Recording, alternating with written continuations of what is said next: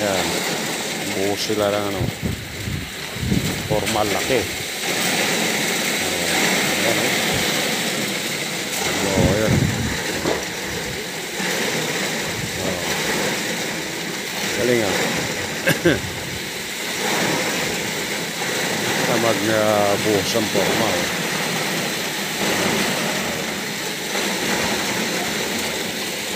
Puno agad ah.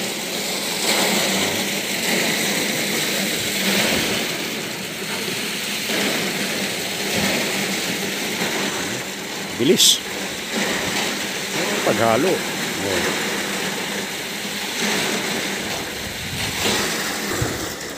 Ano ang paghalo niya? Oink.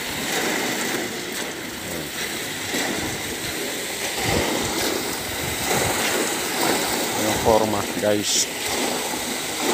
Kailangan ano nila oh. Bilis eh. Puno agad oh. Bilis sila nabuhusan. Galing. Pakyawan na buhos. Ano guys, parang buhos na mga Pakistani. Buhos ah. Sabaw ah. Iba yung buhos yan. Oh. Talo pa yung mixer. Puno agad oh. Isang haluan lang. Bisitahin natin yung ginagawa nilang ano. Ginagawa nilang puso negro sa ating karwas. Ayan, napakainit ng alas 7 ng umaga. Init. Ayan, ayan guys. Ayan, simentado na. Ayan. Simento na nila. Bawat isang span niyan is 1 meter. Bali 5. Yan. So, floringan na lang nila yan mamaya. Galing nilang maghalo eh. Isang haluan lang eh. 10 simento.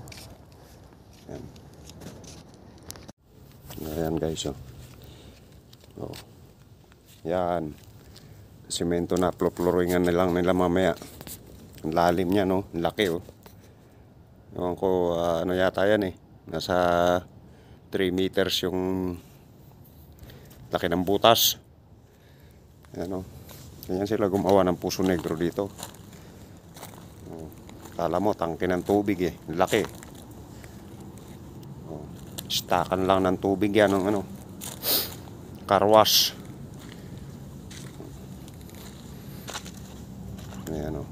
Oh, mamaya antayin natin yung pag-flooring nila. Sasarado na nila yan eh.